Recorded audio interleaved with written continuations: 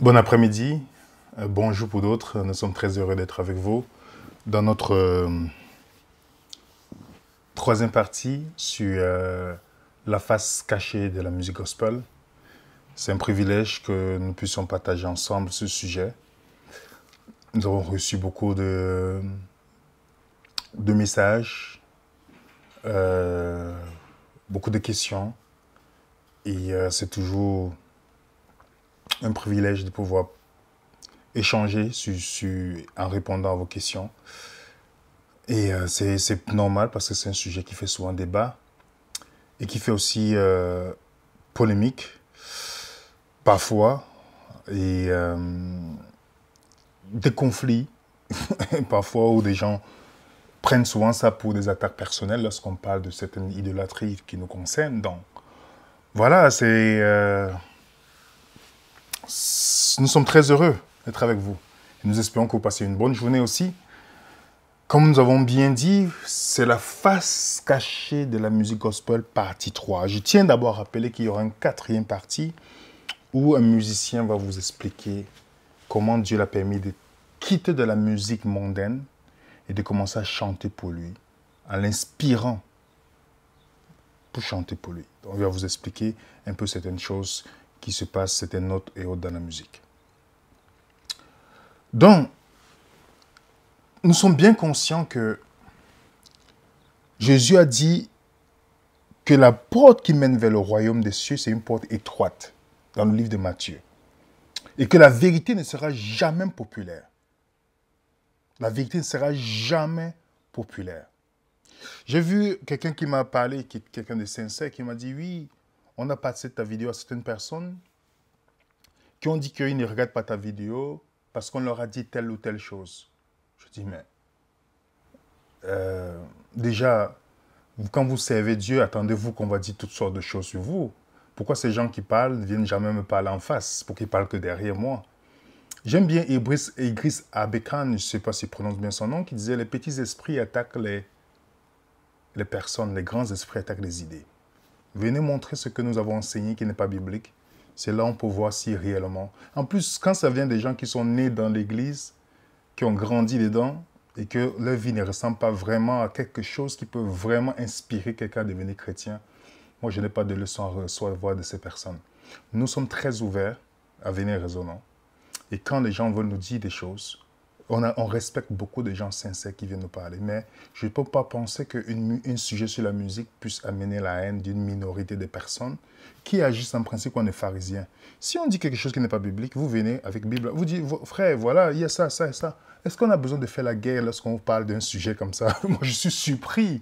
En plus, c'est le frère qui me parle en question, il est sincère. Je sais qu'il est sincère. Et lui-même, on a discuté, il dit, regarde, pourquoi est-ce que quelqu'un ne dit pas, te dit qu'il ne regarde pas la vidéo? Si tu as Jésus-Christ en toi, qu'est-ce que Jésus-Christ aurait fait? Regarde, tu dis ce qui n'est pas biblique. Pourquoi tu critiques? Tu dis parce qu'on t'a dit. Moi, on m'a tellement inventé toutes sortes de vies que moi, je n'ai pas de problème avec ça. Mais c'est devant Dieu qu'on sera devant. C'est devant Dieu que chacun rendra compte de ce qu'il a dit, qu'il n'a jamais vérifié, de ce qu'il a tordu. C'est son problème. Mais ça ne nous empêche pas d'avancer. Alors, venez raisonnant. Vous avez bien vu, c'est venez raisonnant. Ce n'est pas une dictature ici et nous sommes très ouverts. D'où je précise que la vérité n'est pas une chose populaire. Jean dit même que c'est les violents qui vont pouvoir y entrer. Donc, quand nous sommes face à la vérité, nous savons qu'il y a une grande majorité qui va la rejeter. C'est l'histoire qui se répète au fur et à mesure. Mais nous devons nous questionner, est-ce que ce qu'on dit, c'est vrai? Parce que la Bible nous dit, mon peuple périt faute de connaissance. Parce qu'il manque de la connaissance. Vous savez que de génération en génération, l'ignorance peut se transmettre. Beaucoup de jeunes ou des personnes qui chantent dans le monde, qui sont nés dans l'église, qui chantent dans le monde ou chantent comme le monde, c'est parce que déjà ils viennent des parents qui n'ont jamais voulu chercher la vérité sur Dieu et la transmission au fur et à mesure de cette... Lisez bien le texte, il dit, puisque tu as rejeté la connaissance, je te rejetterai. Tu as rejeté, tu seras dépouillé de mon sacerdoce, puisque tu as oublié la loi de ton Dieu, j'oublierai aussi tes enfants. C'est dans le sens, quand vous lisez bien Osée, c'est dans le sens de la transmission de l'ignorance de génération en génération. Quelqu'un qui ne recherche pas la vérité. Parfois, on accuse l'ennemi, oh, Satan a fait ceci. Il aime quand on parle de lui. Mais nous devons nous poser la question. La Bible dit, mon peuple périt, pas à cause de Satan, mais faute de connaissance. Dans tout ce que nous faisons, si je voulais suivre, j'ai trouvé tous les moyens pour justifier pourquoi je dois persévérer dans le sport, que j'aimais beaucoup. C'était quelque chose que, aujourd'hui, je suis même l'expression j'aimais. Avant, je disais j'adore. Vous comprenez comment il a fallu tout un processus pour que je comprenne que c'était une idolâtrie pour moi. Comme les gens disent j'adore ceci, j'adore ceci. Non, vous voyez que même dans ces thèmes, ça devient des idoles. Et ce n'était pas facile de prendre ça en face, que Dieu te dise c'est pas bon, ou que Dieu passe à travers quelqu'un pour te dire c'est pas bon. Ça te prend l'humilité pour faire tes propres recherches et te tourner vers le Seigneur. Donc, pour récapituler ce que nous avons vu la fois passée, nous avons parlé, lorsqu'on a terminé, les caractéristiques de ceux qui chantaient dans l'Ancien Testament. Nous avons vu que les Lévites devaient être consacrés, séparés, donc mis à part, saints dans leur conduite et de leur vie, saints dans les vêtements, la façon qu'ils s'habillaient ne devait pas être comme celui du monde. Ils devaient porter l'âge, c'est-à-dire ils devaient connaître les commandements de Dieu. C'est très important. C'est pourquoi vous allez voir même plusieurs fois, lorsque Dieu parle de quelque chose qui est mis à part pour lui, vous avez Uza qui a voulu toucher cela, ce n'était pas permis. Uza, vous vous rappelez de l'histoire de David, dans le livre de Samuel, il a touché l'âge, il est mort. Il n'était pas lévite. Parce que c'était pour des gens, pour un appel bien spécifique. Dans le livre de Josué, au chapitre 6, verset 19, tout le trésor et tout l'or, tous les objets d'airain et de fer seront consacrés à l'Éternel et entreront dans le trésor de l'Éternel. Vous voyez, le mot consacré, quand une chose est mise pour Dieu, par exemple, quand on parlera des instruments, si on parle un jour, vous savez que quand on a consacré un instrument ou une plateforme pour Dieu, ça ne peut plus être utilisé pour l'usage commun. Les gens ne comprennent pas la notion, on ne comprend pas la notion de la sainteté dans la Bible. Vous allez voir parfois dans certaines églises dites bâtiments, on va dire le piano là c'est consacré à Dieu, mais tout le monde vient s'asseoir pour jouer. Vous comprenez, la notion de sainteté n'est pas vraiment enseignée. Pour comprendre que seules des personnes qui sont habilitées, c'est pas quelqu'un qui va sortir de nulle part venir toucher quelque chose qui est consacré à Dieu. Le mot consacré, généralement vous allez trouver ça dans la Bible, Kodesh, mis à part, veut dire mis à part, sainteté, consécration. Donc, tout cela était une chose très importante. Et vous savez, dans le Nouveau Testament, vous et moi, nous sommes considérés comme des royaumes de sacrificateurs, avec des fonctions différentes. Apocalypse chapitre 1, qui a fait de nous un royaume des sacrificateurs pour Dieu? Donc pour Dieu, un royaume de sacrificateurs. Vous avez aussi dans Apocalypse chapitre 5, verset 10, tu as fait d'eux un royaume et des sacrificateurs pour notre Dieu. Donc, maintenant, par Jésus, nous sommes tous sacrificateurs, mais de fonctions différentes. Donc, nous sommes tous consacrés, mis à part. C'est pourquoi Pierre, dans 1 Pierre 2, verset 9, il répète ça. Pourtant, il parlait aux païens aussi. Donc, nous sommes mis à part. Nous sommes mis à part. Ça, c'est quelque chose que cette notion-là n'est pas généralement enseignée. Nous ne pouvons pas vivre comme les gens du monde si nous disons que nous faisons quelque chose pour Dieu. Notre vie doit être totalement différente. Non pas pour montrer qu'on est mieux que les autres, mais parce qu'on a une identité. Je vous ai rappelé, quand vous ne connaissez pas votre identité, vous ne connaîtrez jamais votre mission. Et c'est ça le problème. L'identité conduit à la mission et la mission en retour fortifie l'identité. Je répète. L'identité conduit à la mission et la mission en retour fortifie l'identité. Lorsque beaucoup de gens ne connaissent pas l'identité, ils cherchent l'identité dans tout ce qui se passe dans le monde. Et c'est pourquoi ils ne connaissent pas leur mission. Je connais les gens 40 ans, 50 ans, vous leur posez, quelle est ta mission? Je ne sais pas. Donc, ce n'est pas pour dire qu'ils sont perdus. Moïse a commencé son ministère à 80 ans. Mais, si je ne connais pas ma mission, ça veut dire qu'il y a un problème. Il y a un problème. Aucun produit, Dieu ne fabrique, Il n'y a aucun manufacturier sur la terre qui fabrique une chose sans fixer les origines de cette chose. Et Dieu est le plus grand des manufacturiers. Il est le plus grand des manufacturiers. Avant que Dieu ne crée quelque chose, fixe les objectifs de cette chose-là. Il fixe les objectifs. Avant de créer le soleil, de Genèse 1, verset 14, il dit, c'est pour présider le jour. Avant que le soleil ne vienne, le but précède toujours l'existence. Le but de quelque chose précède toujours son existence. Donc Dieu, avant de créer le soleil, fixe le but du soleil. Donc avant de vous, c'est moi créé. Jérémie 1, qu'est-ce qu'il dit à Jérémie? Avant que tu sois né, je t'avais déjà établi prophète des nations. Vous voyez ça? Le but précède toujours l'existence. Chaque chrétien doit connaître son but. Si vous ne connaissez pas votre but, posez-vous la question, quelle est votre identité? Si elle n'est pas en Christ, elle sera dans tout ce qui est dans le monde. Ça, c'est une réalité. Parce que la nature aurait dit vide. Vous voyez ce que je veux dire? Si nous comprenons que nous sommes un royaume de sacrificateurs, il y a une mission qui vient derrière. Quand Jésus vous est la lumière du monde, il sait à qui il s'adresse. Parce que le but de la lumière, c'est pour éclairer. C'est pour éclairer. Et c'est pourquoi dans la Bible, les sacrificateurs avaient une mission spéciale. Aucun sacrificateur ne boira ni vin. Lorsqu'il entrera dans le parvis intérieur, ils, comprenez bien l'expression, ils enseigneront à mon peuple, ils devaient enseigner à ceux qui ne sont pas sacrificateurs, hein, à distinguer ce qui est saint de ce qui est profane. Ils feront connaître la différence entre ce qui est impur et ce qui est pur. Ah, vous comprenez? Il ne doit pas boire du vin quand il entre dans le pavillon intérieur. Il doit enseigner au peuple à distinguer deux choses. Ce qui est profane et ce qui est saint. Ce qui est impur et ce qui est impur.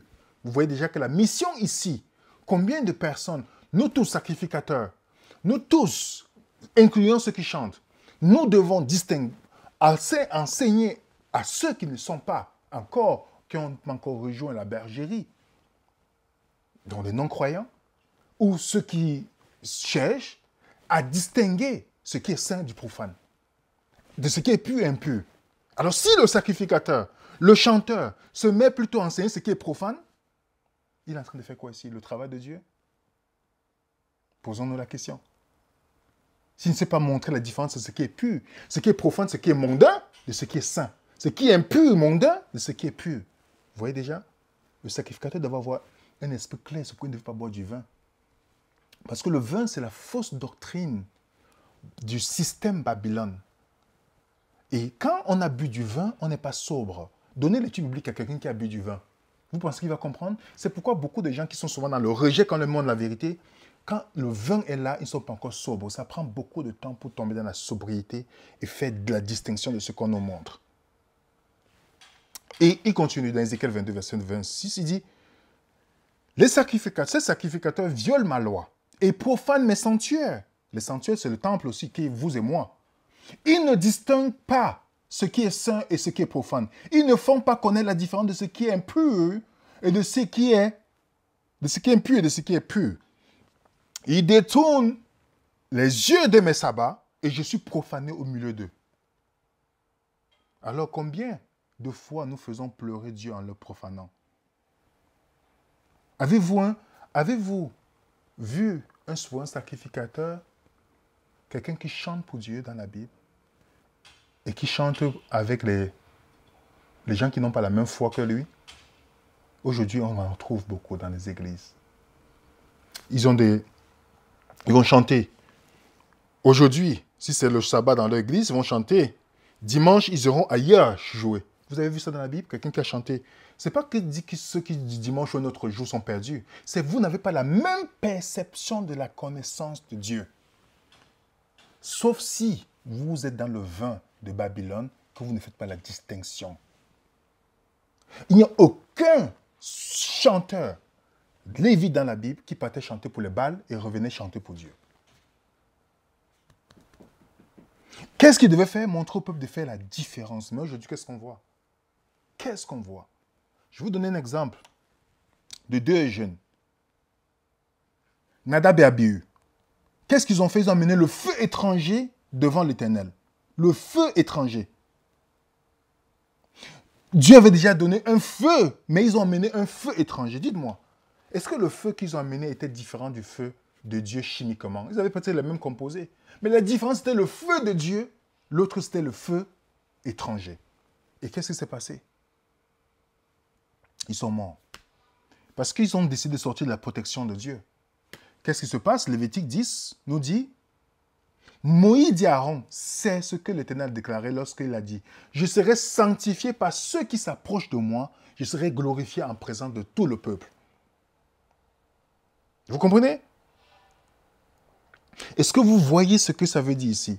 Dans la Bible, ceux qui ont pris, vous vous rappelez Daniel chapitre 5, il a pris les choses saintes, il les a rendues profanes. Belshazzar. Et quelle était sa fin? Il a pris les choses saintes, les choses qui étaient consacrées à Dieu. Il les a, dans son festin, les a rendues profanes et son jugement était clair. Il a décidé de rejeter Dieu. En montrant encore devant toute l'humanité comment il sabote tout ce que Dieu considère saint. Tous les ustensiles du sanctuaire. Je ne sais pas si vous comprenez. Ça peut aller très loin. On n'est pas seulement dans la musique ici. Ça va dans le sens large de toutes les choses. Si on a l'occasion d'étudier sur la question. Mais combien d'entre nous, combien de personnes qui chantent dans les églises, que lorsqu'ils voient cela, ça les énerve dans le cœur. Ils chantent la musique du monde, les titres du monde, ils chantent pour le monde, ils prennent les choses du monde pour les amènent, les rythmes du monde, ils amènent pour chanter pour le peuple de Dieu. Vous savez que quand on a pris une certaine responsabilité, c'est très dangereux. Qu'elle dit c'est très dangereux parce que rassurons-nous de donner quelque chose de propre aux gens. Parce qu'on est en train de travailler dans la perdition des gens lorsqu'on amène quelque chose de dangereux. C'est pourquoi je parle, je répète, c'est très important. Quand vous lisez l'histoire d'Israël, quand tous les Lévites ont été amenés à Babylone, je ne sais pas, remarquez bien, quand ils étaient à Babylone, ils n'ont pas fait de sacrifice des animaux. Hein. Vous n'avez pas remarqué ça? Ça, c'est une autre étude. Ils n'ont pas fait de sacrifice d'animaux. Durant Daniel, tout ça, on ne dit pas que Daniel est parti offrir un sacrifice. Il est parti prier. Mais remarquez, les Babyloniens leur ont demandé de chanter. Parce qu'il y avait un truc pour le Dieu, ils voulaient que les Lévites qui sont là chantent pour qu'ils disent, ok, c'est l'écuménisme, ils vont aussi chanter, faire le pas. Vous voyez parfois les chorales des différentes dénominations. J'ai vu récemment en Guadeloupe, en Martinique, en France, ils font un festival de chorales de plusieurs dénominations. Ça, c'est l'écuménisme préparé. Les gens ne savent pas. La vérité, l'unité ne peut être que basée sur la vérité. Mais regardez que dans la Bible, eux, ils ont refusé de chanter. Je vais vous montrer. Psaume 137, le verset 1 à 6. Sur les bords des fleuves de Babylone, nous étions assis et nous pleurions en nous souvenant de Sion. Au sol de la contrée, nous avions suspendu nos harpes. La harpe, c'est qu'ils chantaient avec. Et là, nos vainqueurs nous demandaient des chants et des oppresseurs de la joie. Chantez-nous quelques cantiques de Sion. Comment chanterons-nous les cantiques de l'Éternel sur la terre étrangère? Si je t'oublie, Jérusalem, que ma droite m'oublie, que ma langue s'attache à mon palais, si je me souviens de toi, si je ne fais de Jérusalem le principal sujet de ma joie. On leur demande de chanter. Ils ont dit ne chante pas dans une terre étrangère. Nous ne chanterons pas dans une terre étrangère. Nous ne pouvons pas chanter les cantiques qui s'adressent à Dieu pour plaire à d'autres divinités, aux gens qui ne sont même pas intéressés de le connaître. Nous ne ferons pas ça. Ils ont refusé. À Babylone. Vous savez bien quand vous étudiez, ils sont sortis de Babylone, n'est-ce pas? Isaïe 48, je pense verset 20, sortez de Babylone. Ce qui est répété dans Apocalypse chapitre 18, verset 4. Sortez du milieu d'elle, mon peuple. Quand on dit sortir du milieu d'elle, tout ce que Babylone élève quelque chose devait attirer notre attention pour dire, je ne peux pas me tourner vers là. Dieu me demande de sortir de là.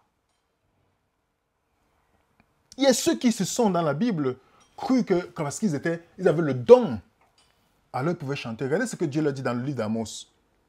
Il leur dit, éloignez de moi le bruit de vos cantiques. Je n'écoute pas le son de tes luttes. Vous comprenez? Alors, aujourd'hui, on a toutes ces sortes de musique. Le rap, le R&B, le zouk, le gospel. Parce que le piège qu'on a fait du gospel, c'est qu'on a mis le nom gospel dedans. Et dans la tête de beaucoup de gens, gospel veut dire chrétienté, bonne nouvelle. Mais pourtant, c'est un piège. Vous allez voir sur cette partie où je vais encore expliquer. Vous avez vu, par exemple, vous avez gospel urbain. Vous avez, dans le site de gospel urbain, vous avez par exemple dancehall. Regardez, on met une croix. C'est vraiment la croix, ça? C'est une question. Vous avez radio, actu, TV, R&B, dancehall, afro-caraïbe, rock, électro, hip-hop, pop. OK? Gospel urbain. Mes frères et sœurs, je ne dis pas, je ne suis pas en train de condamner les gens qui sont là. Hein. C'est pas loin arrière de moi de ma pensée. Je veux seulement présenter que si on réclame être chrétien, est-ce qu'on peut l'utiliser? C'est ça ma question. Gospel. Vous avez vu par exemple l'affiche. Gospel. Et ça c'est le rap. Et regardez une chose. Je vais mettre un exemple d'un artiste. Il peut être sincère, je ne suis pas en train de douter de sa sincérité. Mais regardez, vous allez me dire si vous faites la différence avec une musique du hip-hop. Même je vous ai dit tout à l'heure que le hip-hop est une religion. Vous allez voir que même son habit, même ses gestes, ça vient partir de cette culture-là. Mais on met le nom de Dieu dessus. Écoutez vous-même, sincèrement, et vous me dites ce que vous pensez de ça.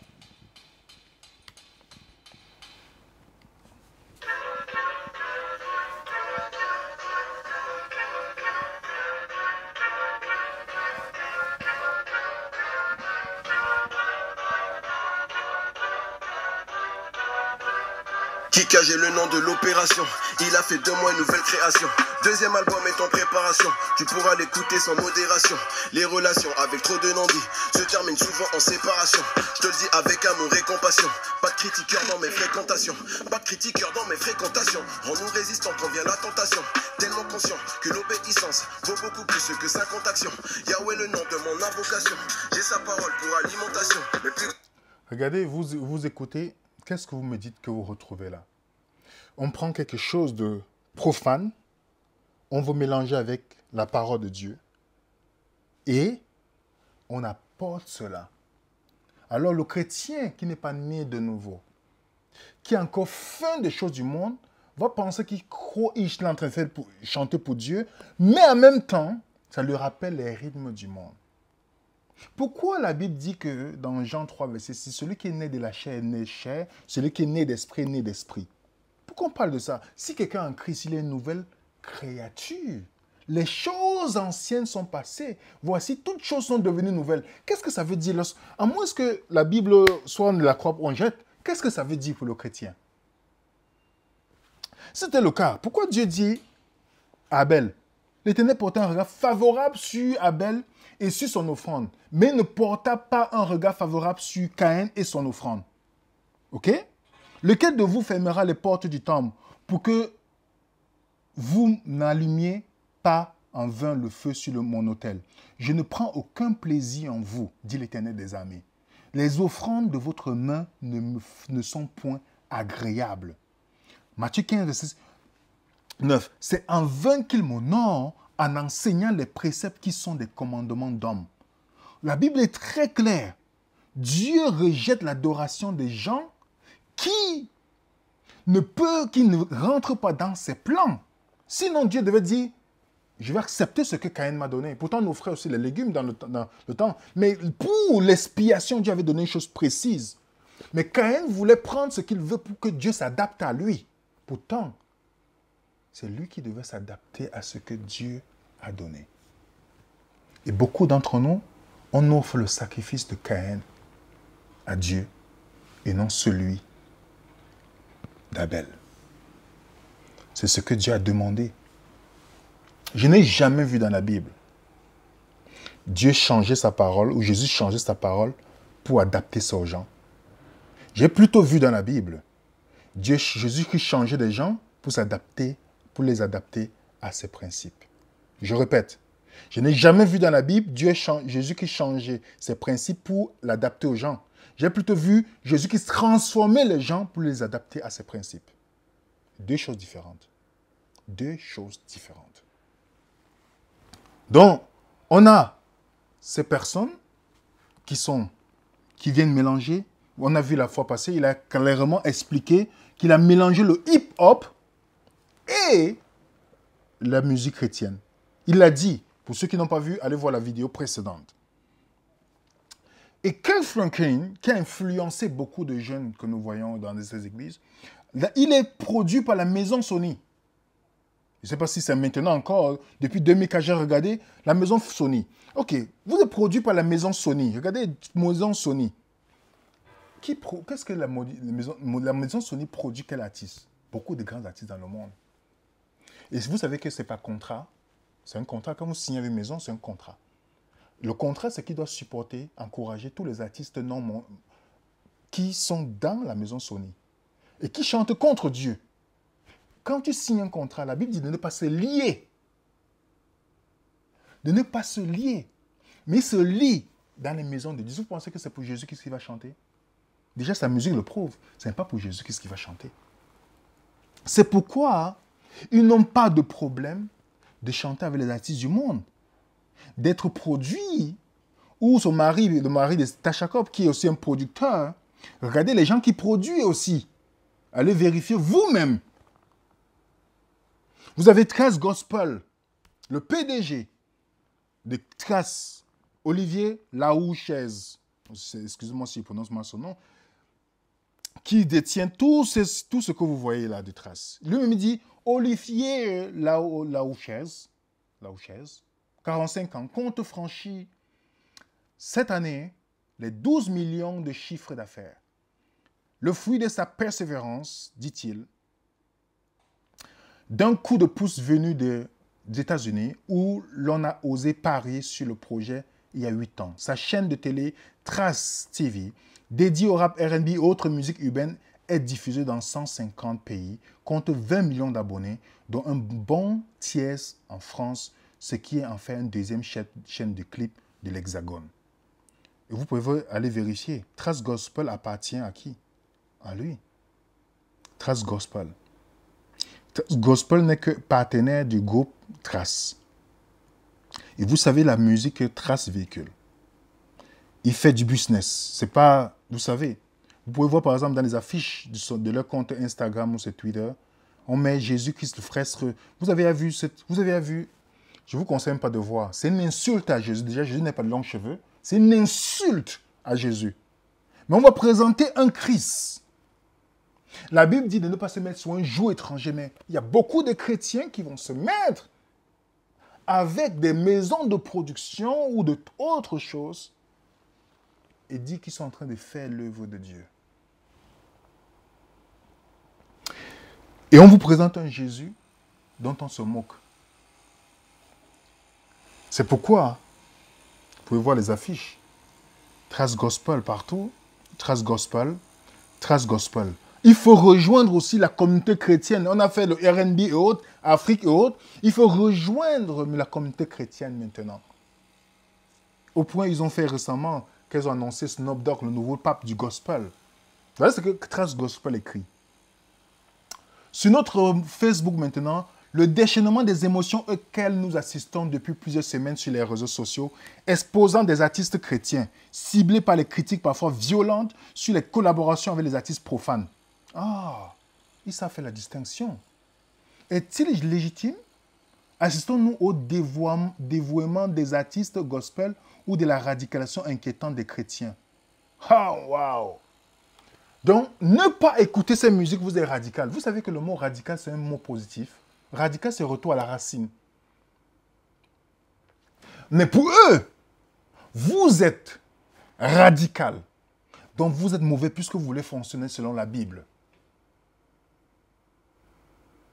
Et pourquoi vous avez des abonnements des choses comme ça? Allez lire l'article. Ils prennent la défense des gens du monde que même de Jésus-Christ. Ils défendent. C'est comme ça, généralement, dans le christianisme moderne aujourd'hui. Les gens défendent même une institution, un bâtiment, des personnes même que Jésus-Christ, la vérité qui est en Jésus-Christ. Ça montre que ce n'est pas Jésus-Christ qui est le centre de leur vie.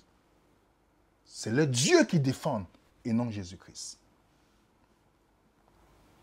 Donc, Snoop Dogg chante du gospel. On a parlé de lui dans la vidéo, la deuxième vidéo. La première même, je ne sais pas si je ne me trompe pas. Snoop Dogg se lance dans le gospel. Signaux Levé l'a déjà dit. Il a grandi dans l'église comme beaucoup de personnes. Déjà parce que le gospel n'est pas étrange à Snoop Dogg, comme le rappelle France Info. L'artiste s'est fait connaître par le rap, mais c'est bien dans une église qu'il a commencé à se produire. Enfant, il chantait et jouait le piano pour l'église baptiste de son quartier à Long Beach, Los Angeles. Aussi parce que ce n'est pas la première fois que Snoop Dogg s'aventure dans un nouveau genre artistique. En 2013, c'est vers le reggae qu'il s'est tourné pour son album Reincarnate. À l'époque, il avait même changé de nom pour Snoop Lion. Le rappeur Snoop Dogg réussit sa dernière mue en prêtre gospel sur Bible Love. Snoop Dogg se met au gospel et prépare un album Tout Amour.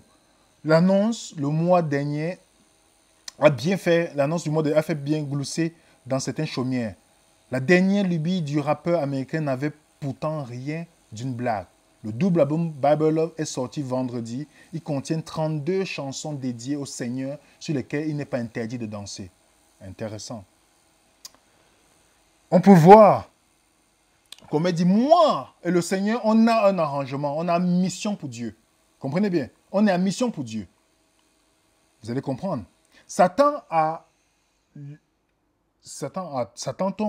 en l'entend dire, de fait, on n'est pas loin. Snoop Dogg dit avoir eu à cœur ce disque du gospel depuis longtemps pour inspirer la paix et l'amour, une forme de rédemption.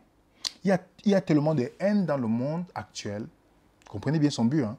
Avait-il dit dans la présentation à la presse d'une douzaine de titres à Los Angeles à l'automne dernier, je pourrais facilement sortir un album de haine. Mais celui-ci pèse davantage parce que c'est de l'amour. Ok, très intéressant. Snoop Dogg laisse briller ses voix dans du gospel et du R&B. Ok, on commence à comprendre. Venons à la musique. Eh bien, elle tient bien la route et secourra bien des préjugés. En réalité, notre rappeur n'est présent qu'en pointillé sur Bible of Love, intervenant sur des petites dizaines de titres. Son travail est plutôt celui d'un concepteur et d'un grand ordonnateur. Il a en effet réuni sur ce double album les pointus du gospel, notamment Clark Sisters, encore quelque chose à ne pas écouter, Slay, Ty, tous ces noms-là que vous voyez. Donc, qu'est-ce qu'il a fait alors? Écoutez l'exemple pour vous dire si réellement c'est du gospel. Écoutez, mes frères et sœurs. Ça, c'est, avant d'écouter, ça, c'est lorsqu'il est parti dans la National Islam. Assalamu alaikum. First of all, I want to say that this is my first Savior's Day, and I'm very, very honored to be here. Je suis très honoré d'être ici. Là, salut en arabe. Je représente la communauté du hip-hop et la communauté noire. Et les gens dans le hip-hop, ils influencent les gens. Ils n'ont pas vraiment de leader. On n'a pas de quelqu'un chez qui on doit aller quand on a des problèmes.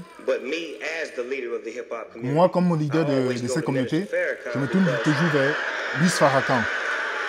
En principe, il dit que il a l'habitude, dans le hip-hop, il fait partie des influenceurs. Et quand ils ont des problèmes, il se tourne vers Louis Farrakhan. Louis Farrakhan est est le leader de la National of Islam. Ce n'est pas lui le fondateur, mais c'est le leader de la National of Islam. La National of Islam, c'est le syncrétisme du christianisme et l'islam. On aura l'occasion de parler. Voici le leader dont il parle. Excusez-moi si je suis passé. Louis Farrakhan. Ce leader qui ne cache pas qu'il est maçonnique, vous savez déjà, il travaille comme ça là. Je vous rappelle que Louis Farrakhan passe son temps à donner un message anti-blanc ou anti-juif, généralement. Et pourtant, il est franc-maçon. Dans la franc-maçonnerie, qui était une invention jésuite, on fonctionne avec la thèse et l'antithèse. Il y a les loges noires. Généralement, les noirs sont dans la loge de York. Il y a la loge et le rite écossais, le rite York. Vous allez voir qu'il y a des gens qui sont maçons noirs et on a l'impression qu'ils sont contre les maçons blancs, mais pourtant, c'est la thèse et l'antithèse pour mieux contrôler la société. C'est comme ça qu'on fonctionne en parti politique. Donc, un franc-maçon noir va te critiquer en disant, vous voyez les blancs, ce qu'ils font. Pourtant, ils travaillent pour la même cause à la tête. Vous pouvez même voir. Elijah Mohammed, qui est l'un des fondateurs de l'islam, on dit Elijah Mohammed, Messenger of Allah, il était lui-même franc-maçon. Lui-même franc-maçon. Et vous savez comment la notion de fraternité, ce n'est pas là mon but. Quand je parlerai de la franc-maçonnerie, le lien avec le hip-hop, vous allez comprendre pourquoi il y a un lien étroit. On aura l'occasion, si Dieu me permet. Voilà la chanson de notre cher artiste du gospel. Écoutez bien.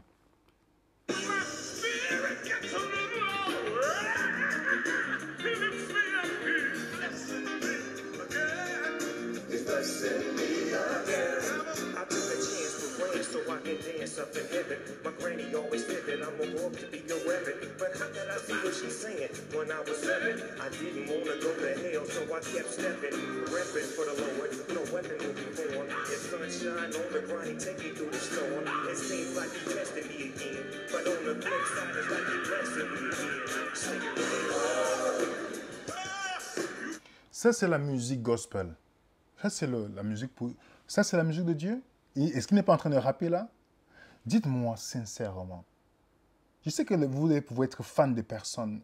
Je ne suis pas en train de dire qu'il est perdu ici. Ce n'est pas ça le but. Si vous écoutez, tous les gens que nous citons, on ne dit pas qu'ils sont perdus. Mais ce qu'ils présentent comme musique, ce n'est pas la musique de Dieu. Parce que, pour ceux qui connaissent le parcours de Snoop Dogg, il est producteur de films pornographiques. Il a encore beaucoup de choses, de promotion de cannabis. C'est lui. Regardez ces dernières émissions qu'il a faites. On en a parlé rapidement quand on a fait la deuxième partie. Et regardez sa chanson où il montre quand il a vendu son âme au diable. Quand on a donné, on veut vraiment chanter pour Dieu. Réellement, ce n'est pas ce qu'on va produire. Et sa musique, vous connaissez cette chanson pour ceux qui ont... Dans cette chanson, il raconte comment il a donné sa vie à l'ennemi. Je vais traduire après. As I look up at the sky, my mind starts tripping, a tear drops my eye. My body temperature falls. I'm shaking, and they breaking, trying to save the dough. Pumping on my chest and I'm screaming. I stop breathing, damn, I see demons. Dear God, I wonder can you save me? I can't die, my boo-boo's about to have my baby.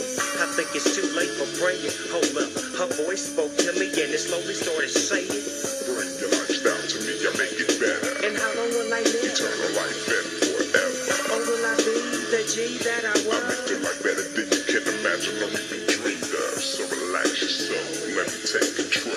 Close your eyes, my soul. My eyes are closed.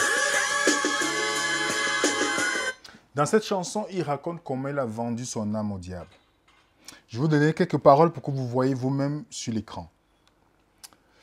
Il dit, je le regarde dirigé vers les cieux. Mon esprit commence à triper, une larme coule de mes yeux. La température de mon corps est tombée. Je tremble, ils font tout pour sauver le dog. Les électrochocs me font hurler. J'ai arrêté de respirer. Je ne vais pas prononcer le nom. Je vois des démons s'approcher. Cher Dieu, je voudrais tellement que tu puisses me sauver. Je ne veux pas mourir. Mabo va bientôt accoucher. Je sais qu'il est trop tard pour prier. J'allais abandonner quand une voix s'est mis à me parler et me dit lentement, « Donne-moi ta vie, je ferai quelque chose de meilleur. Combien de temps je vivrai, tu auras la vie éternelle. Je serai toujours le gangsta que j'étais avant. Je te rendrai la vie plus agréable que tu ne peux l'imaginer et le rêve ou la rêver. Alors relaxe ton esprit, laisse-moi prendre le contrôle. Ferme les yeux, mon fils, et mes yeux se sont fermés. » C'est ce que Satan disait dans son clip. Il a promis à Adam la vie éternelle. C'est ce qu'il a promis aussi à Snoop Dogg. Il raconte, beaucoup d'artistes ont toujours une chanson où ils racontent leur deal. S'il fait une présentation sur chaque artiste, je peux vous montrer chaque artiste où il parle de tout chacun, comment ils ont fait à un moment donné le deal avec les Rihanna, Beyoncé. Ils ont toujours un clip où ils expliquent le deal. Et c'est pourquoi je vous ai dit l'autre fois que dans le hip-hop, la fois passée, on avait vu comment il disait que le but c'était de rendre les chrétiens comment? Transformer les chrétiens en pécheurs certifiés. C'est exactement. Et on a vu que qu'est-ce qu'ils vont faire? Ils sont en mission. Il a mission pour Dieu, mais pas le Dieu que vous connaissez dans la Bible, mais il a mission pour le Dieu de ce monde. Pour rendre tous ces chrétiens encore résistants, pour les amener au fur et à mesure. Parce que l'ennemi connaît le piège de la musique. Comme son collègue qui se prend toujours pour Dieu, qui a bien dit dans un concert qu'il a vendu son âme au diable.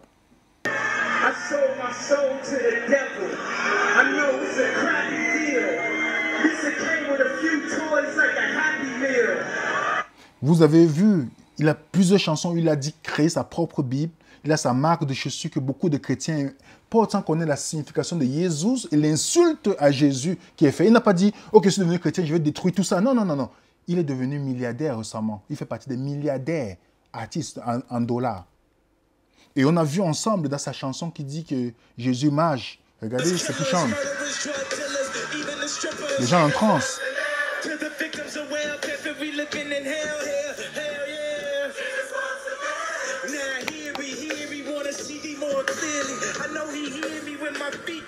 Donc ça, c'est le christianisme aujourd'hui, moderne. Et les gens m'ont dit, mais tu es radical, tu trouves ça vraiment bizarre. Pourquoi tu viens, mais on peut quand même s'amuser. Je n'ai pas dit que vous ne devez pas vous amuser.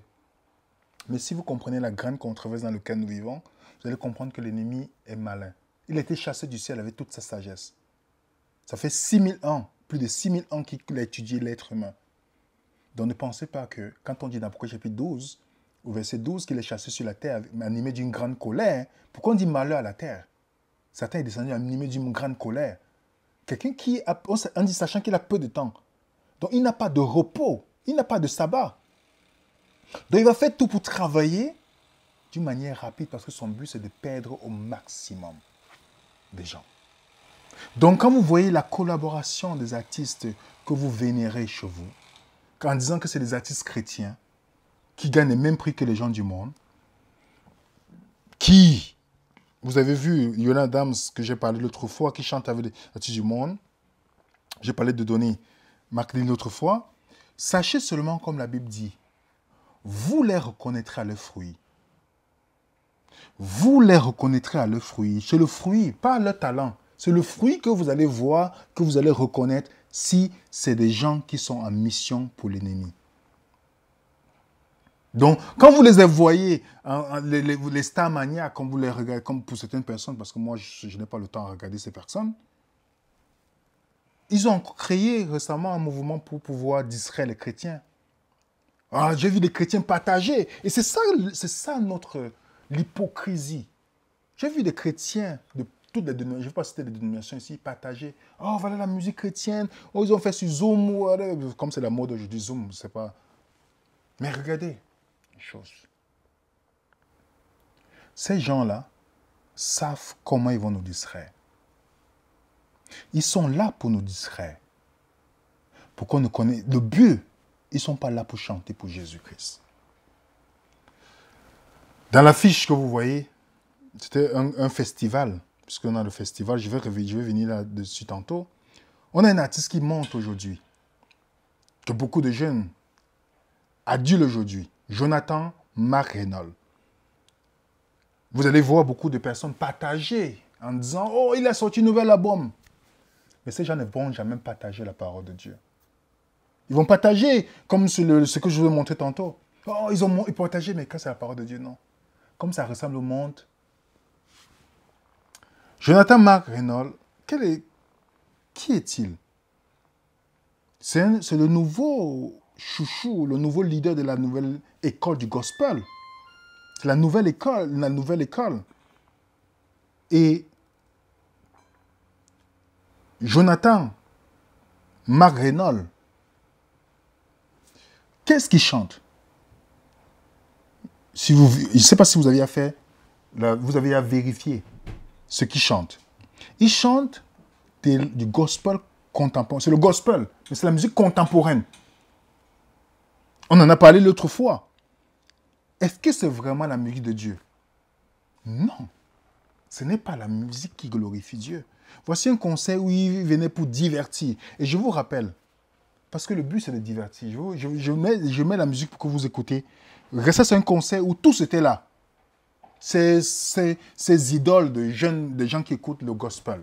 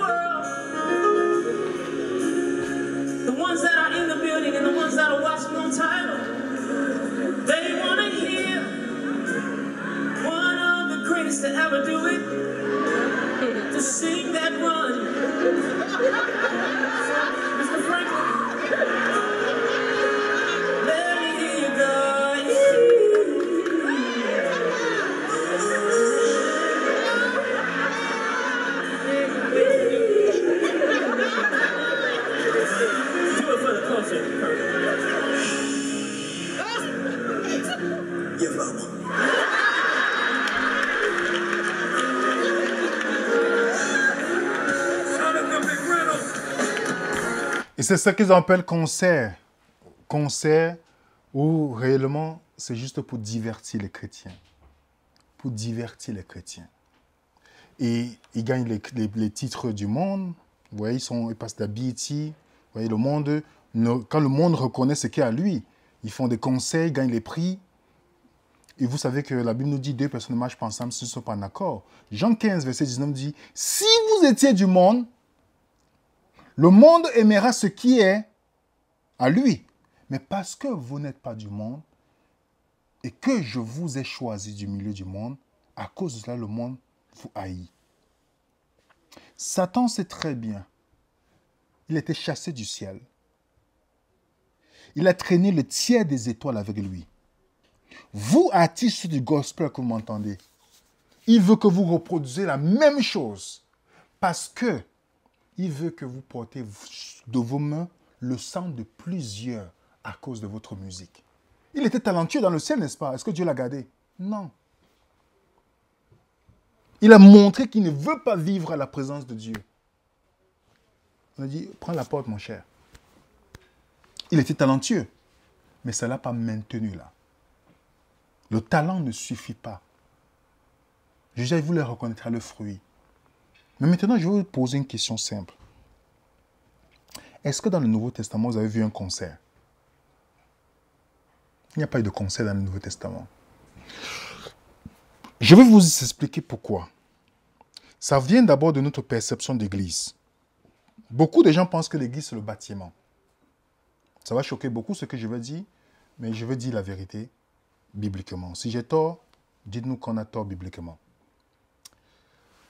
Je vais vous expliquer d'abord c'est quoi l'église et vous expliquer quel était le but, quelle était la mission de l'église et pourquoi dans l'église primitive, il n'y avait pas de concert.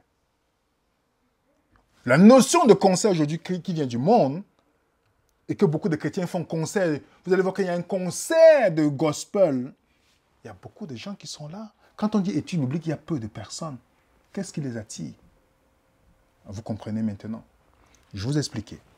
Qu'est-ce que l'église? Le bâtiment? Christianity Today nous posait la question, c'est dans un article. Pourquoi et quand les chrétiens ont commencé à construire les structures spéciales pour adorer? Faites vos recherches. C'est Constantin qui a changé la chose. Quand vous lisez l'article, avant, l'église était dans des maisons. Et c'était difficile à les persécuter parce qu'ils partaient de maison en maison. Et l'église grandissait d'une manière exponentielle. L'ennemi a inspiré Constantin pour dire que, ok, on persécute l'église. Et c'est comme ça que l'église est devenue bâtiment, plus de persécution. Je vous lis quelques historiens qui ont étudié en profondeur la question. Je vais citer certains parce que je pouvais citer plusieurs. Voilà ce qu'un autre dit. Constantin fit construire des édifices élaborés et les églises auparavant intimistes se transformaient en institutions. Les habitudes commençaient à prendre le pas sur les personnes. La rencontre devint plus importante que le ministère. Au lieu que les églises soient un lieu où disparaisse la solitude, elle devient un lieu où celle-ci commença. Dans le cas des églises de foyer, la participation de tous était considérée comme normale.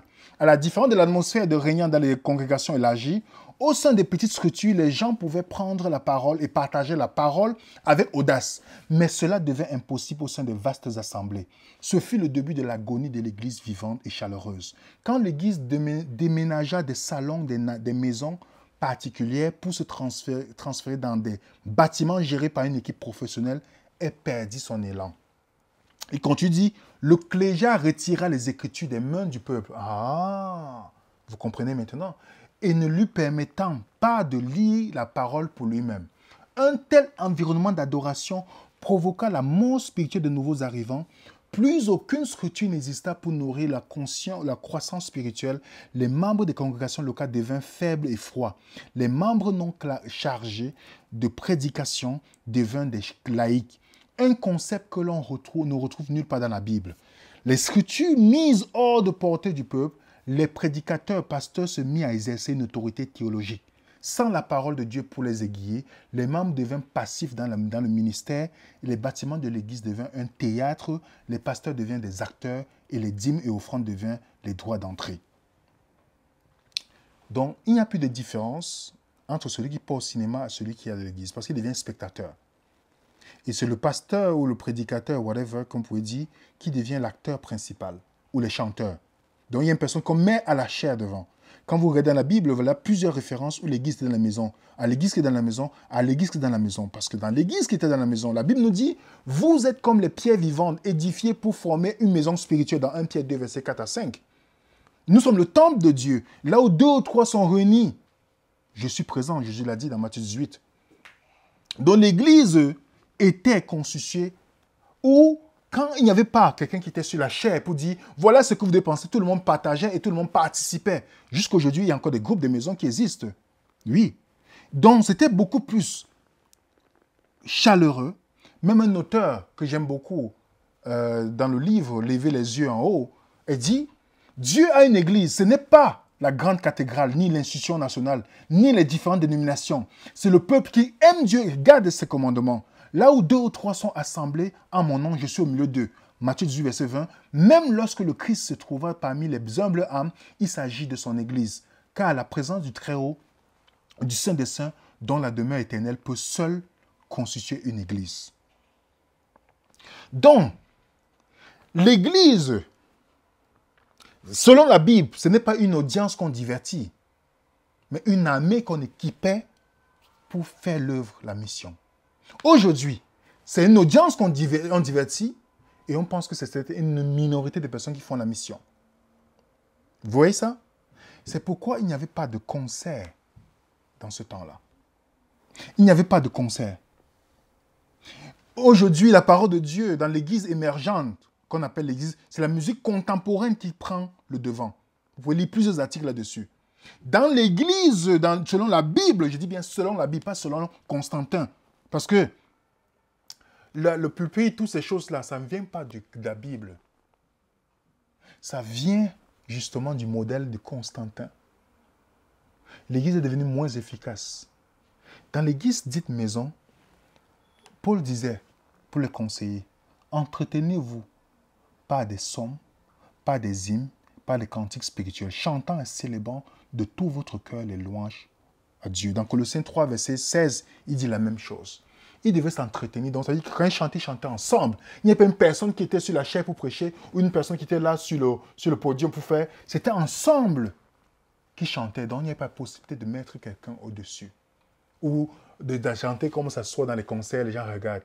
Il n'y avait pas ça. On chantait ensemble, pas pour admirer un être humain. C'était Christo-sancré et non, c'était pas comme on voit aujourd'hui. Et comment le modèle est resté? Et un pasteur que vous connaissez très bien, qui est très pro-écuménique, voilà ce qu'il disait. Rick Warren. Rick Warren disait, parlant de son conseil sur ce qu'on appelle super église, il dit, la plupart écoutent la musique contemporaine.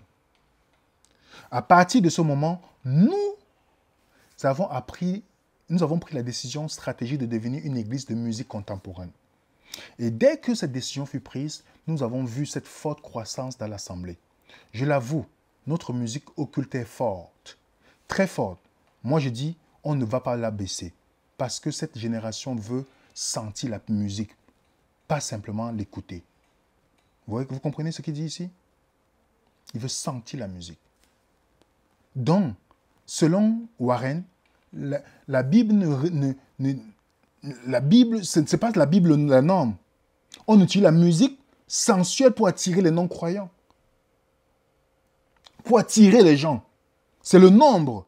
On voit, c'est pourquoi la musique de Hillsong est beaucoup reprise dans beaucoup d'églises, même qui ne sont pas du mouvement Hillsong.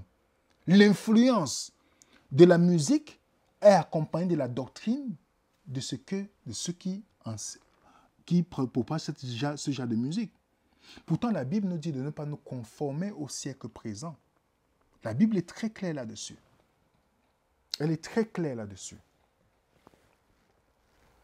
Donc, voici un autre qui est aussi influencé tout le monde. Je vous rappelle que les États-Unis, c'est un grand centre d'influence dans le monde.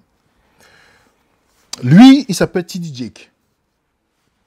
Vous le voyez avec les... Pour ceux qui savent ce que Oprah professe comme christianisme, c'est le New Age.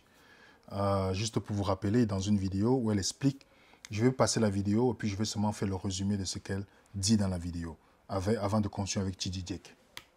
It's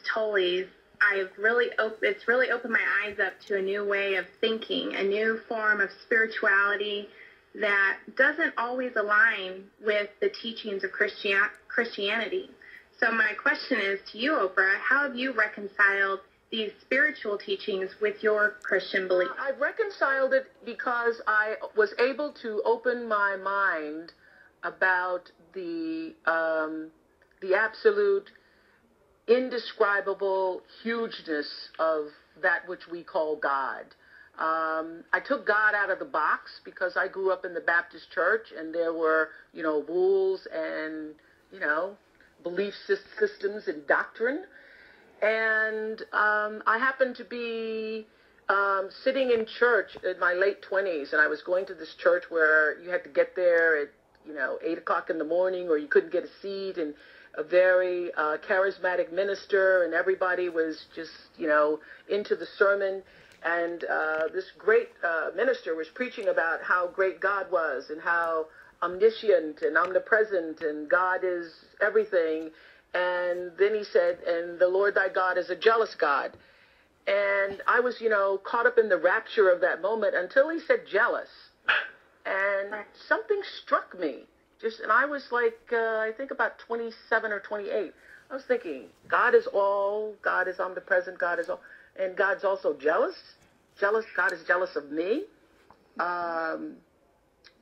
And something about that didn't feel right in my spirit, because I believe that God is love and that God is in all things. And so that's when the search for something more than doctrine started to stir within me. And I love this quote that Eckhart has. This is one of my favorite quotes in chapter 1, where he says, "Man made God in his own image, the eternal, the infinite and unnameable, was reduced to a mental idol that you had to believe in and worship as my God or our God. Jesus says you are the light of the world. It means you are the consciousness in which the world appears, is seen. So you believe what happens to us at death when the body dies? You don't have a belief. I don't give it any thought. You don't. God, in the essence of all consciousness, isn't something to believe. God is. Yes. God is. And God is a feeling experience, not a believing experience. Je veux couper court ici parce que je ne vais pas me focaliser sur elle. La dame lui pose la question, comment tu réconcilies ton christianisme avec les nouvelles façons de penser? Oprah lui dit, oui, j'étais dans l'église à Baptiste, un jour, quelqu'un parlait, elle a dit que Dieu est un Dieu jaloux. Après, elle a dit, ah, Dieu est jaloux de moi? Elle a dit, j'ai sorti Dieu de la boîte, et puis elle a commencé à comprendre que Dieu est éternel, il a dit, Dieu est en tout. Ça, c'est le panthéisme. Déjà, Oprah, c'est l'une des gourous du New Age, pour ceux qui ne connaissent pas vraiment cette femme. Elle n'est pas là comme les Noirs parfois disent « Ah, c'est une femme noire qui a réussi ». Non, non, non, oubliez ça. Je sais que bien qu'on aime toujours s'identifier à des personnes, mais elle n'est pas là pour aider. Je vous le dis.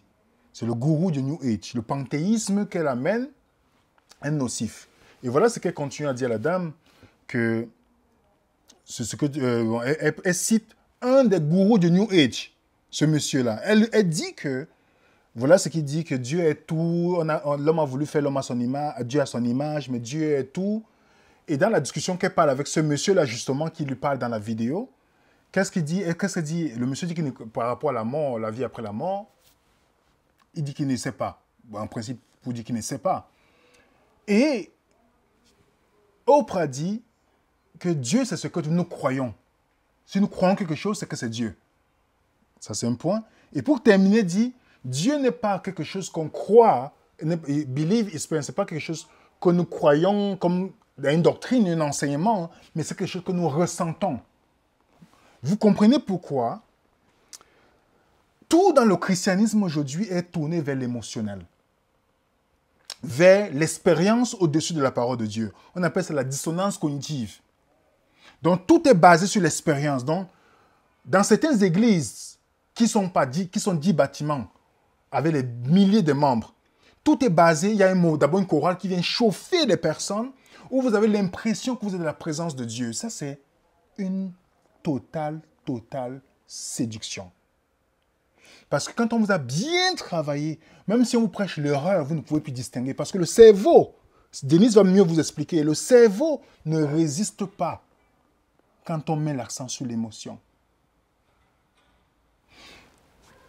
T.D. Jakes, qui aussi pro-chorale, pro toutes ces choses-là, c'est les gens qui ont influencé, qui influencent même beaucoup de prédicateurs. Je peux dire, tous les prédicateurs que vous voyez en Europe, tous ceux qui ont les grandes églises, ils ont pris et suivi les leçons de ces personnes-là pour pouvoir aussi faire de l'argent derrière les gens. Voilà ce que ce monsieur dit.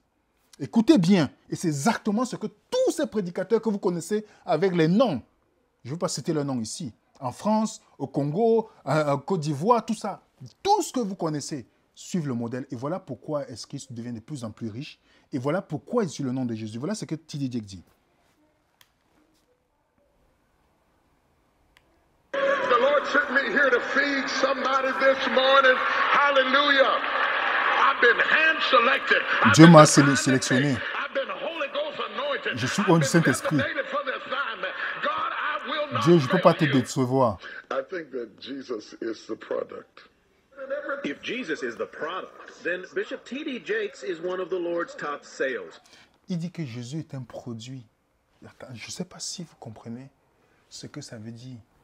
Je sais que ça va choquer pour certains chrétiens. Mais si vous avez compris le sacrifice que Jésus a fait pour vous et moi, ce que ce monsieur a dit est purement satanique.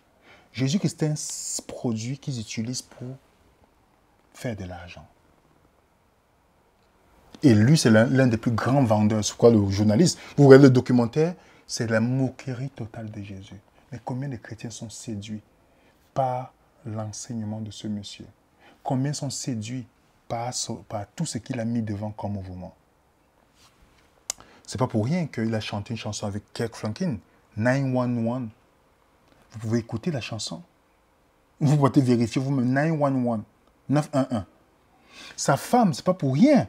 Comme c'est l'ami d'Oprah. Sa femme, que vous voyez, c'est Rita Jake.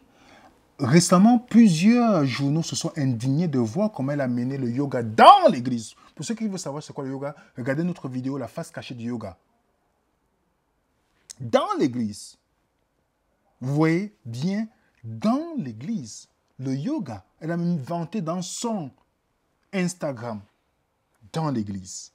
Vous comprenez? Des églises comme ça, les gens n'ont plus de cerveau, ils viennent seulement, ils cherchent une identité à une personne. Vous voyez Oprah avec tous ces gens qui influencent le christianisme aujourd'hui. Vous avez maintenant un christianisme qui est basé sur l'expérience. La pensée puissante, tu peux diriger cette dame-ci. La bataille de la pensée. Le développement personnel. Tout ce que vous voyez qu'on vous met devant là, c'est des pièges, ce n'est pas l'évangile. La puissance de la vision.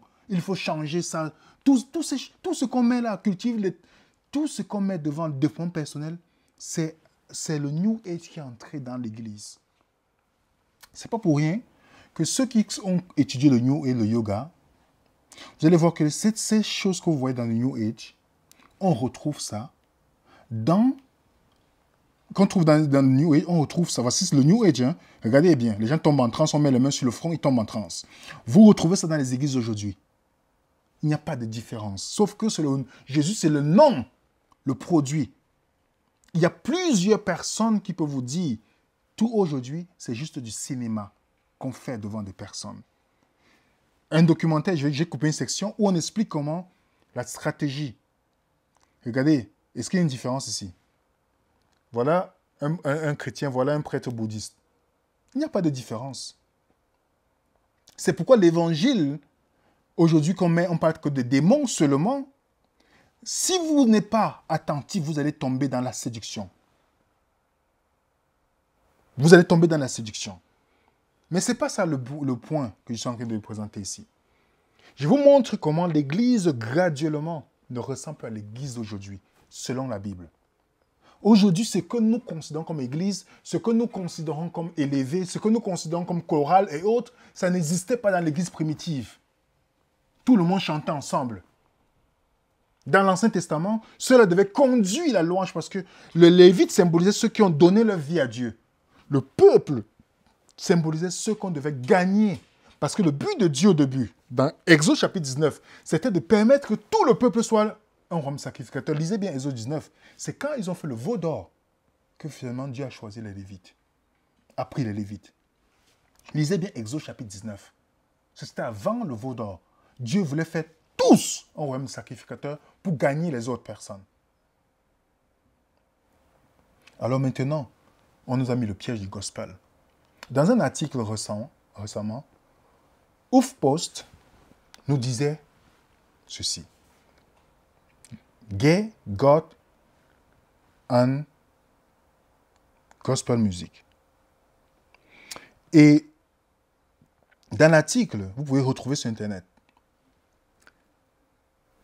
ils disent que sans les contributions artistiques et émotionnelles des homosexuels, il n'y aurait pas de la musique gospel. Tout au long des décennies du milieu du XXe siècle, un nombre important d'artistes gays ou gays ont laissé leur marque dans la musique gospel. Une forme culturelle que beaucoup considèrent comme la plus originale des États-Unis. En effet, la contribution des gays et des lesbiennes à la musique gospel était si importante qu'elle est absolument cruciale et fondamentale. Ils ont été les arbitres non reconnus du monde de la musique gospel. Personne ne peut vraiment comprendre cette forme culturelle américaine sans une attention particulière à leur vie et à leur expérience. Pourquoi je dis ça? Ce n'est pas pour attaquer les homosexuels, je ne suis pas là pour les juger. Je parle de l'influence. Je parle de l'influence. Lisez bien l'article. Ce n'est pas pour rien que beaucoup d'artistes, comme Tonex, qui est un artiste gospel, qui a déclaré récemment dans son coming out, il a dit clairement que je décide de ne plus cacher ce que je fais, je suis homosexuel. C'est son choix devant moi, je ne suis pas là pour le juger. Vous voyez, Tonex, que vous connaissez, aujourd'hui, maintenant, son nom, il a sorti un autre truc, son nom maintenant, c'est Blade. OK? Il y a récemment encore un Rwandais très connu dans le hip-hop qui a déclaré, qui a fait son coming out. C'est un chanteur du gospel. Et dans Lipstick, ils ont dit récemment que les fans ont commencé à s'inquiéter sur Kirk Franklin. Il y a plusieurs raisons. Je ne veux pas m'attarder sur sa vie personnelle. Plusieurs raisons. Dans ses chansons, vous voyez la connotation qu'on met devant. Les lèvres roses. Qu'est-ce qu'un homme fait avec les lèvres roses? Dites-moi. Je ne suis pas en train de dire qu'il est homosexuel. Mais vous savez pourquoi je dis ça? Lui, il n'a jamais caché. Hein? Il n'a jamais caché. Mais vous savez pourquoi je parle de ça? Ce n'est pas pour parler de l'homo. C'est vous parler du phénomène hip-hop et gospel, comment ils sont liés avec d'autres musiques. Et je vais vous donner le commentaire d'un rappeur qui vous explique ce qui se trouve à la tête du hip-hop. Parce que les gens voient le hip-hop, ils voient les femmes, on met les femmes nues, tout ça, mais vous ne comprenez pas pourquoi. On met toujours l'accès sur les fesses de femmes pour pouvoir mettre devant... Il y a un documentaire qui a été fait par quelqu'un qui a fait ça magnifiquement. Il expliquait que le but, c'est de véhiculer la sodomie pour que ça devienne facile de faire le lien demain, dans la perversion en principe. Et Fat Joe, dont je sélectionne l'interview, Fat Joe nous dit quelque chose qui se passe dans le hip-hop. Et vous savez que le hip-hop et le gospel, Kirk Franklin l'a dit, c'est de ça qu'il a pris pour créer, pour faire son mouvement, pour aller dans le même sens. Voilà ce qu'il nous dit. What the fuck? If you gay, you gay. Si tu es homosexuel, c'est ton problème. C'est ton problème si tu es gay. It's cool. It's the greatest. It's the greatest gay market in the world. Le hip-hop, c'est là où il y a plus de gays. It's owned. The hip-hop community is most likely owned by gay. Le hip-hop, la communauté gay appartient aux gays. They're owned by gay. I happen to think there's a gay mafia in hip-hop. Vous comprenez? Il dit que le hip-hop appartient aux gays. Si vous regardez bien, pour ceux qui connaissent le hip-hop, j'étais versé dans le hip-hop, c'est pas que je chantais, j'écoutais toutes ces personnes, j'écoutais tous les journaux. C'est la culture aujourd'hui, remarquez bien, on est dans les skinny jeans. Pour ceux qui connaissent, comment graduellement on est quitté de baggy, graduellement skinny jeans. Regardez l'influence, l'origine de toutes ces influences. À vous de regarder, de faire recherche pour comprendre. Mais je dis cela pour dire que on ne peut pas soustraire l'influence de ces différentes cultures. Que nous voulons mettre le nom de Dieu dessus. Nous voulons mettre le nom de Dieu dessus. Et on veut sanctifier cela en pensant que parce qu'on a mis Jésus, on va le sanctifier. Quel est le modèle du christianisme que nous présentons? Est-ce que c'est un modèle biblique? Et quel est le modèle de chant que nous présentons? Donc pas parce que nous voyons les gens venir en disant qu'ils chantent pour Dieu, ils parlent de Dieu, ça ne veut pas dire qu'ils connaissent Dieu. Je peux vous montrer la vidéo des artistes, des grands connus, ils parlent de Dieu. Mais vous pensez que c'est le même Dieu dont on parle? Right now. But I first would like to thank God. First of all, we'd like to thank God. Je remercie Dieu. I'd like to thank God. I would like to thank God because she makes everything possible. I just want to thank God. I just like to thank God. I'd like to thank God. I'd like to thank God. I'd like to thank God. We want to thank God. And we would also love to thank God. And what else is there to say? Of course, thank God. God is good. I am very grateful to Him. I don't know what's going on, but thank you, Jesus and God. I say thank you so much. Not only to God, but to Jesus. Because, you know, I wouldn't be here without him. He's really blessed me. He's put me in this position, so I want to say thank you so much. I thank God for my family, my wonderful husband. Number 6, God is real. God loves you. God wants the best for you. Believe that. I do. And finally, I want to thank my mom and my dad. I want to thank my wife, Keisha, my children, my ancestors who continue to guide my steps, and God who believes in us all, and who's given me this moment in this lifetime that I will hopefully carry to the end of my lifetime into the next lifetime. Thank you. First off, I want to thank God, because that's who I look up to. He's graced my life with opportunities that I know are not of my hand or any other human hand. He has shown me that it's a scientific fact that gratitude reciprocates.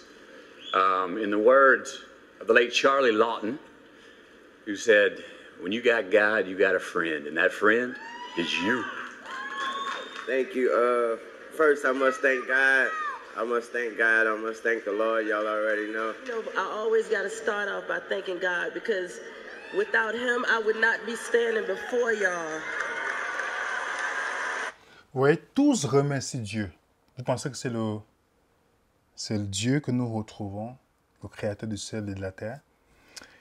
Je peux vous dire que dans le monde du showbiz, personne n'est athée. Je dis bien dans le monde du showbiz, personne n'est athée. Ils savent le Dieu dont tu es en train de remercier. Donc, utiliser le nom de Dieu, c'est un nom générique. Ce n'est pas pour rien que Jésus a dit, ceux qui me disent Seigneur, Seigneur n'entreront pas dans le royaume des cieux. Seulement ceux qui font la volonté de mon Père.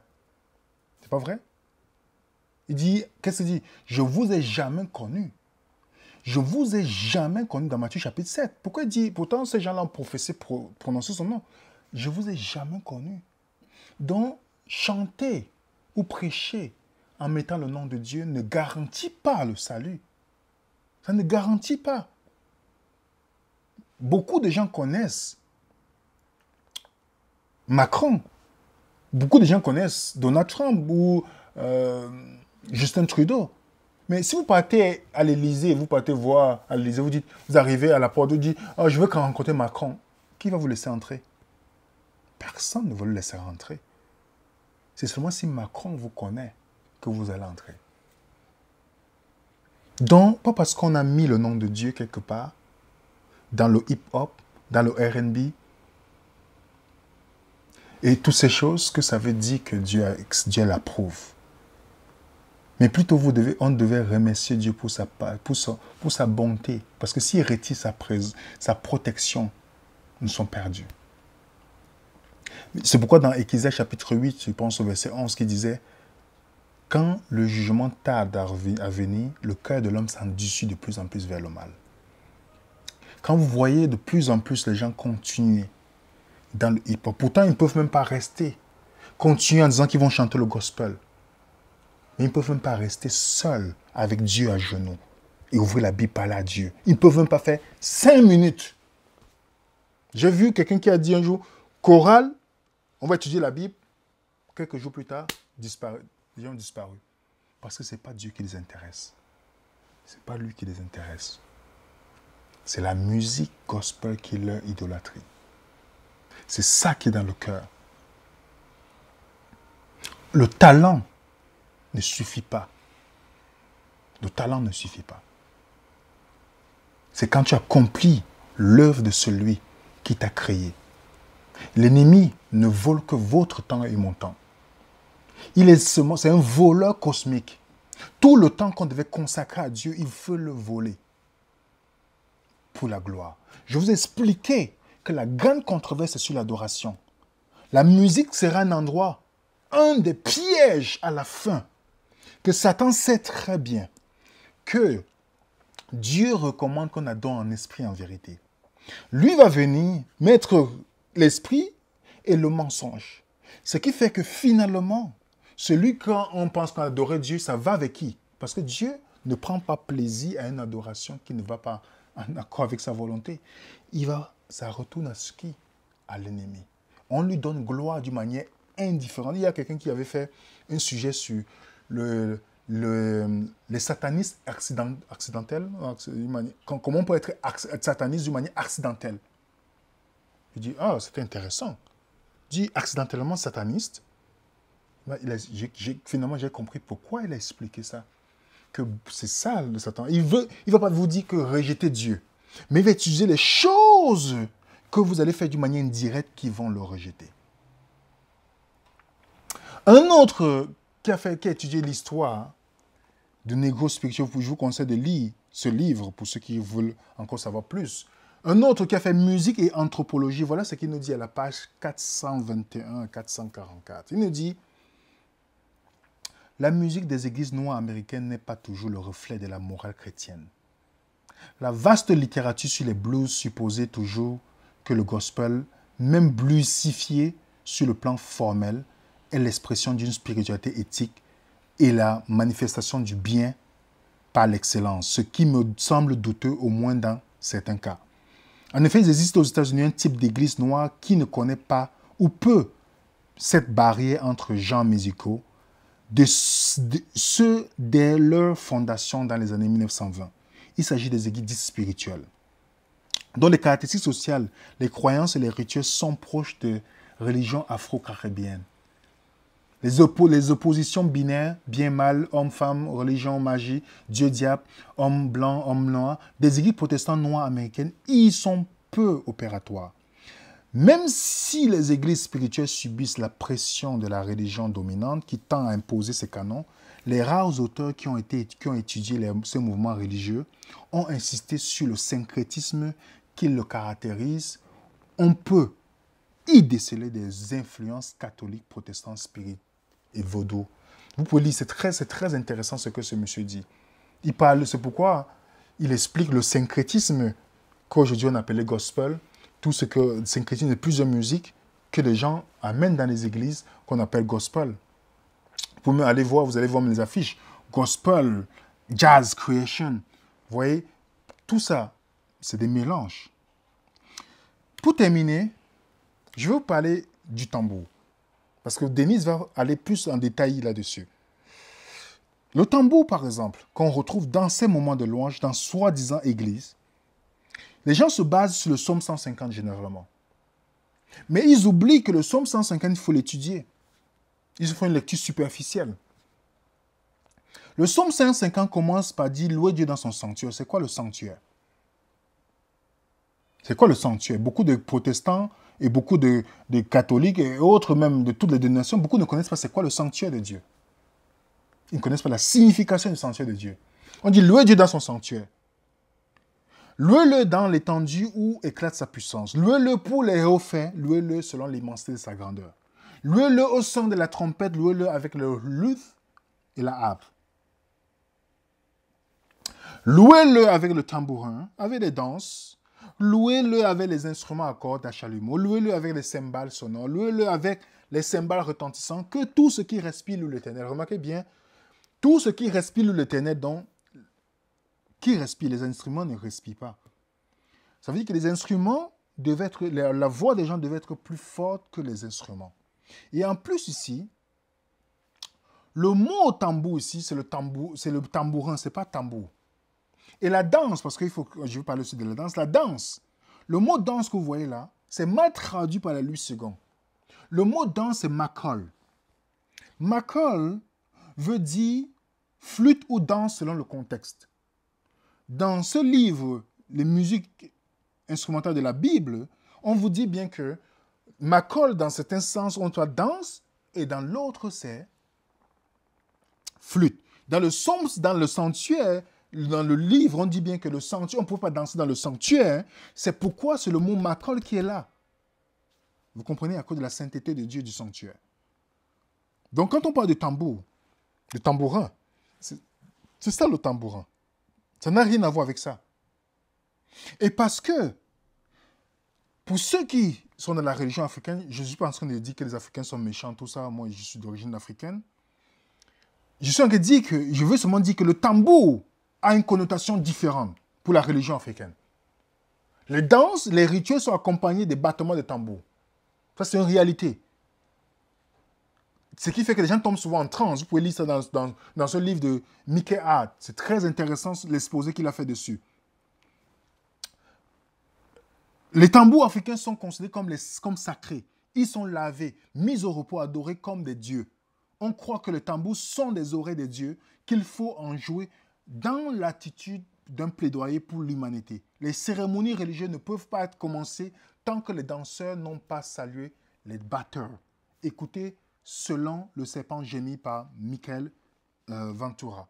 L'un des grands joueurs du tambour qui est connu dans le monde, Babatunde Olatunji.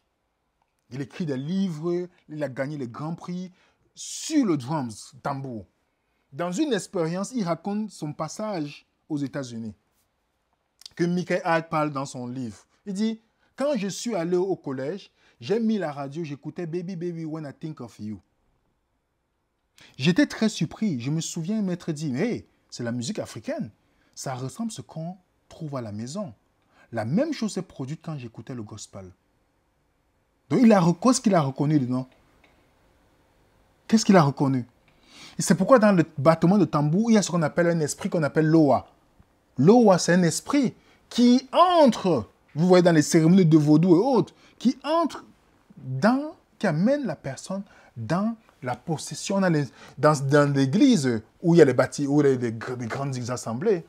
On a des joueurs de tambour, de tout. Ils jouent avec les rythmes. Vous voyez, les gens sont là, ils pensent qu'ils sont la présence de Dieu, pourtant, c'est la présence d'autre chose que de Dieu. Voilà ce que le jésuite nous dit.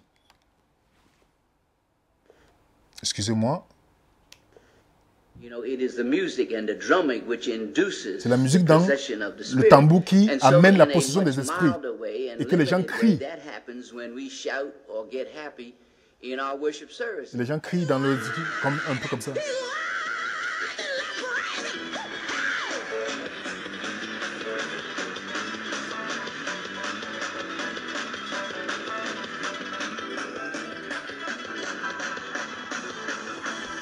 Ça, c'est un exemple. Les gens sont en train de... Vous voyez, ils sont, à cause du tambour, les gens sont dans un transe. Vous allez voir, par exemple, dans cette communauté où on joue le tambour, les gens tombent en transe. Ils ont commencé à jouer le tambour, je vais couper la vidéo. Ils ont commencé à jouer, et remarquez bien jouer, tout ça, mélanger tout ça de rythme. Les gens commençaient à penser que c'est la présence de Dieu.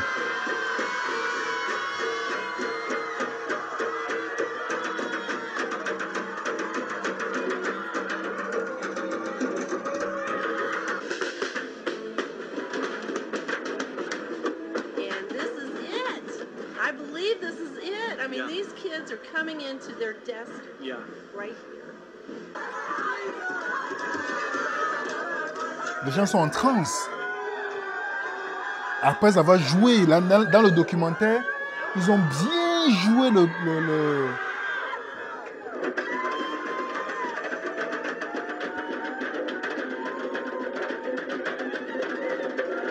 Les gens sont en transe, tout ça.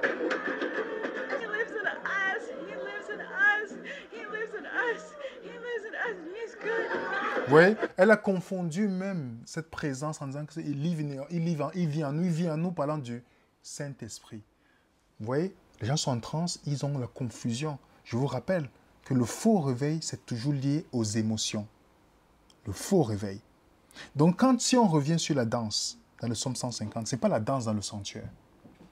Quand on voit dans la Bible, les femmes ne dansaient pas avec les hommes et c'était après la victoire. Quand les gens prennent sur le côté, en disant David a dansé, il n'a pas dansé dans le sanctuaire, il a dansé, pas comme un exemple qu'on doit suivre, ce n'est pas prescrit. Je vous dis, quand on étudie la Bible, faites la différence entre ce qui est décrit et ce qui est prescrit. Il a dansé, et vous avez vu ce qui s'est passé? Vous avez vu ce qui s'est passé? Usa est mort. On me dit que David a mis les choses en ordre. Donc les gens prennent souvent la Bible, c'est ça que je trouve la malhonnêteté intellectuelle. C'est que je regarde la Bible, je dis, je vois une chose qui est décrite, et je dis que c'est ce que je dois faire. Je dis, c'est incroyable.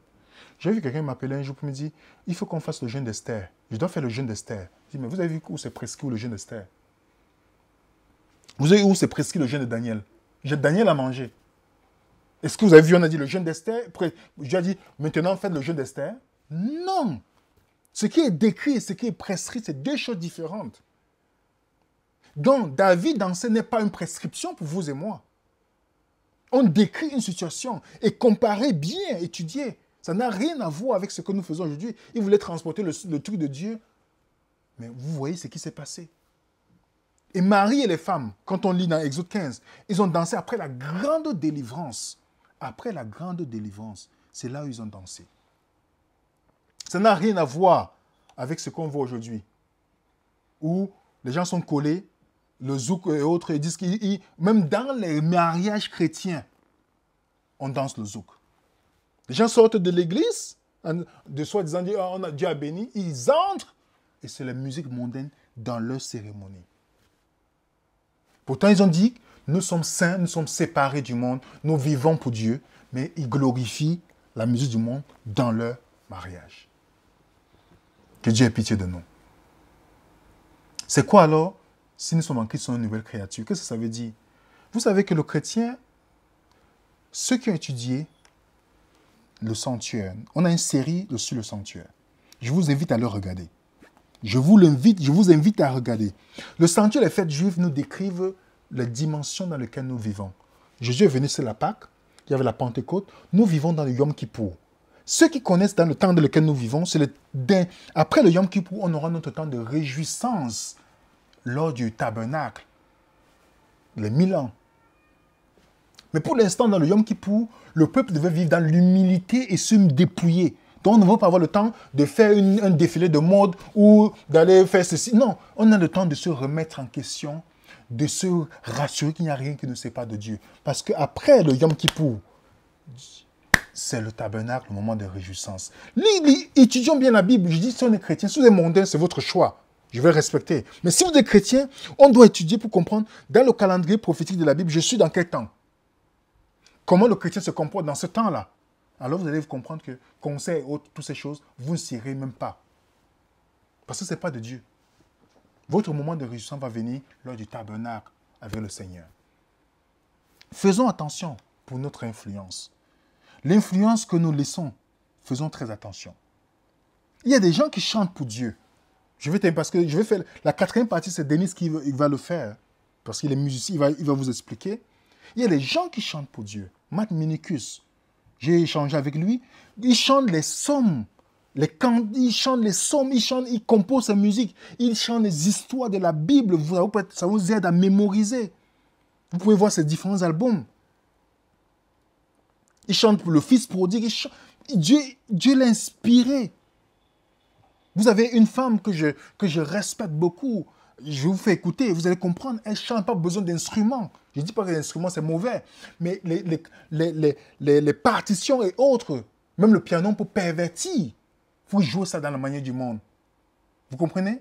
Les partitions du tambour peuvent créer une autre atmosphère dans la vie de quelqu'un. C'est pourquoi Denise va mieux vous expliquer. Mais mes frères, la musique, puis quand vous écoutez Matt Minicus, c'est dommage qu'en français, beaucoup de francophones veulent imiter le monde. N'écrivent pas leurs propres chansons par une expérience. Qui respectent. Pourquoi, quand j'écoute Matt Minicus, le psaume 69, vous le mémorisez, ils ont chanté le psaume 69, vous mémorisez plusieurs histoires dans la Bible. Ça vous ramène dans la parole de Dieu. Ça vous mène à méditer. Écoutez un peu Candy Braston. Vous pouvez taper sur Internet. Candy, C-A-N-D-I-S, Braston, B-R-A-X-T-O-N. Écoutez, vous écoutez. Ça, c'était lors d'une convention des jeunes aux États-Unis. Regardez bien comment, quand ils chantaient, regardez l'attitude des gens. Ils ne sont pas tombés en transe. Ils sont venus dans une humilité incroyable. Parce que quand tu chantes comme ça, là, tu n'es pas dans le divertissement. Écoutez bien.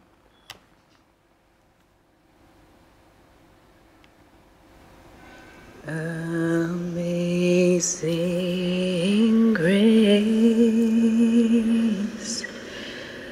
will always be my song of praise, for it was grace that brought my son habillement aussi reflète. I do not know just how he came to love me so. Let this song be your prayer. He looked beyond my faults and saw my need. I shall forever lift mine eyes to Calvary. to view the cross where Jesus died for me. La révérence dans la salle. How marvelous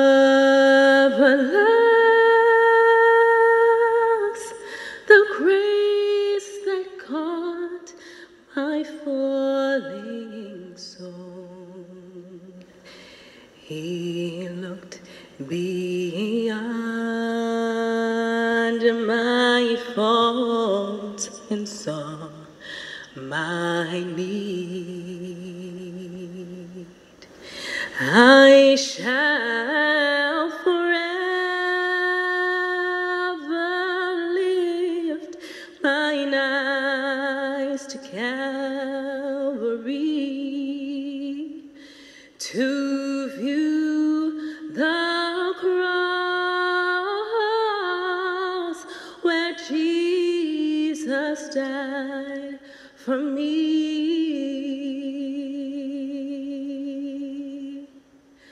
How marvelous the grace that caught my falling soul. He looked beyond.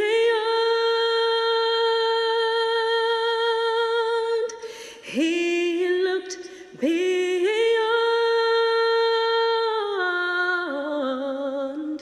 He looked beyond my faults and saw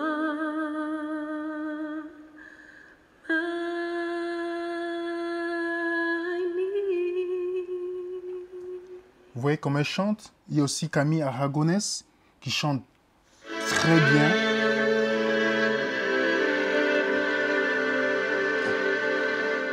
Il y a aussi Tara Rivera, avec qui j'ai commencé à mémoriser la Bible parce qu'elle chante que les versets bibliques. Tara Rivera. Et qui chante d'une manière extraordinaire. Toutes ces chansons, c'est les versets bibliques. Donc, les francophones peuvent aussi chanter pour que ça nous permette de méditer sur la parole et non de nous divertir. Even though the captives of the mighty shall be taken away, and the prey of the terrible shall be delivered, shall be delivered, for I will come. Ça, c'est Isaïe 49, verset 25, une promesse qu'elle chante pour les... Magnifique. Je vous dis, pourquoi dans le monde francophone, les gens qui disent qu'ils sont inspirés de Dieu, pourquoi ils ne peuvent pas chanter pour la gloire de Dieu? Pour que les gens puissent chanter en respectant les principes de Dieu et de pousser les gens à aimer Jésus, pas de vous élever. Le monde anglophone est rempli parce qu'il y a des gens qui ont pris conscience. La dame, tous les gens que vous êtes donnés, vous racontent leur expérience. Comment ils sont quittés de la musique mondaine à la musique pour chanter pour la gloire de Dieu. Et vous ne voyez pas seulement sur leur voix, mais même sur leur vêtements, leur habillement. Parce que ça vient avec... La musique chrétienne n'est pas là pour divertir un non-croyant ou un non-converti. C'est pour quelqu'un qui est né de nouveau. C'est pour quelqu'un qui est né de nouveau. Les choses anciennes sont passées. Le problème, c'est la conversion. Parfois, on dit, on a accepté Christ, mais on veut vivre comme on vivait avant. La foi en Christ amène la rédemption. La rédemption, c'est de nous amener dans l'état que Dieu veut que nous transformer. On vient à Christ comme on vient, comme on est, mais on ne restera pas comme on est. Parce qu'il y a la transformation qui va suivre dans la relation avec lui. C'est pourquoi dans 1 Jean 1, verset 5 dit, « Nous vous avons appris que Dieu est lumière, qu'il n'y a point de ténèbres en lui. Donc celui qui dit qu'il marche avec lui et qui est dans les ténèbres est un menteur. » Vous voyez? Mais il dit que celui qui marche avec lui est en communion avec lui. Qu'est-ce qui se passe? Le sang de Jésus-Christ le purifie au fur et à mesure. Dans le verset 6. Donc, qu'est-ce que Dieu veut? C'est pour la musique chrétienne, c'est pour celui qui est né de nouveau. Donc, c'est normal qu'il ne va pas retrouver les goûts du monde qu'il avait dans sa façon d'écouter la musique. Le problème, c'est notre cœur. Et c'est ce qui est arrivé en Israël. Quand Dieu les a sauvés, ils sont restés. Remarquez bien, quand Moïse tardait à venir, qu'est-ce qu'ils ont fait? Ils ont fait le veau d'or. Donc, ils ont fait, le veau, c'était le sacrifice pour Jésus-Christ. Mais ils ont fait une contrefaçon de leur Jésus. Une contrefaçon sous l'autorité de qui? Aaron, qui était le souverain sacrificateur. Combien de souverains sacrificateurs aujourd'hui qui chantent pour Dieu font le compromis en amenant le veau d'or?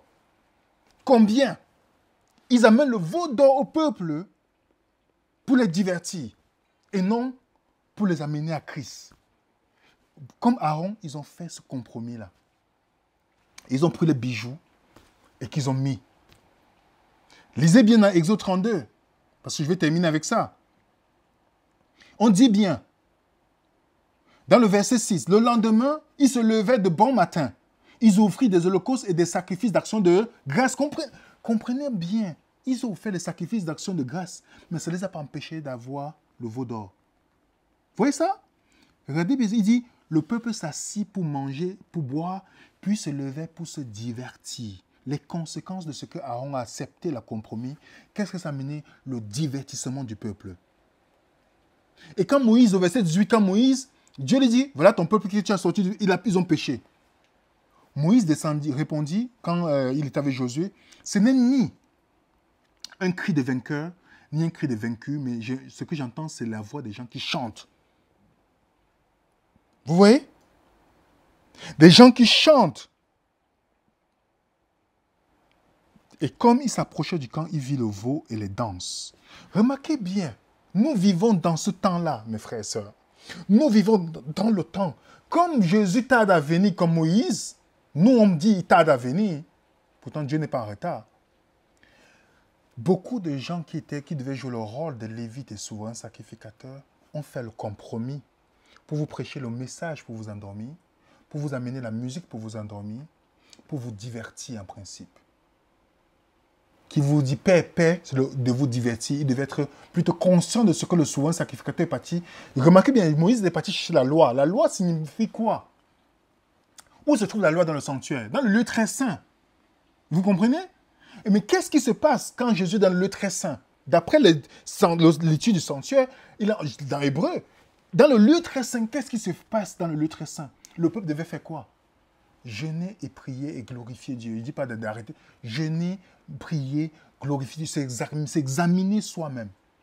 Mais au lieu de ça, Aaron les a divertis. Beaucoup de gens divertissent des personnes et comme ça, leur pensée n'est plus à Christ. C'est pourquoi je vais terminer avec ce verset, mes frères et sœurs. Ce verset dans Apocalypse chapitre 3, verset 11. Jésus dit, je viens bientôt. Retiens ce que tu as afin que personne ne prenne ta couronne. Mes frères et sœurs, ne laissez pas la musique du monde prendre la couronne que Dieu a réservée pour toi. Ne perds pas ta vie à cause d'une chose temporelle quand Dieu te promet la vie éternelle. Ne perds pas ton temps pour te divertir. Pourtant, la connaissance de Dieu, celui qui a créé ton cœur, c'est le seul qui peut combler. Aucune chose de ce monde, les bijoux, l'argent de ce monde, tout ce que le monde offre ne pourra jamais combler ton cœur que celui qui l'a créé. Donc chercher à combler par toutes ces choses, parce que tu as une crise identitaire, ne pourra jamais, jusqu'à ce que tu retournes vers celui qui t'a créé. Et c'est l'invitation que Jésus-Christ te lance. Toi qui chantes pour lui, toi qui prêches pour lui, tout le monde, il lance à tout le monde. Mon enfant, je suis le seul qui peut combler ton cœur. Nous ne sommes pas pasteurs, nous ne sommes rien du tout. Mais nous pouvons vous dire, mes frères et sœurs, nous vivons dans le temps où Satan veut voler ta couronne que Dieu a préparée pour toi. Il va passer par tous des artifices possibles. Et ne faisons pas comme Aaron pour faire le compromis parce qu'on veut plaire à la majorité. Non. Jésus ne tarde pas. Il revient bientôt. La question, sommes-nous prêts? Il ne va pas dire, oh bravo, toi tu as chanté. Non, il a dit, serviteur. Celui qui est totalement dépendant de lui. Le serviteur n'est pas plus grand que son maître. Le serviteur vit pour son maître. 100%. Pas en temps partiel. Que Dieu nous aide. Et comme je le dis, Jésus dit bien qu'il revient bientôt et qu'on ne laisse personne prendre la couronne qu'il nous a réservée. Que la paix du Seigneur soit avec vous. À la prochaine.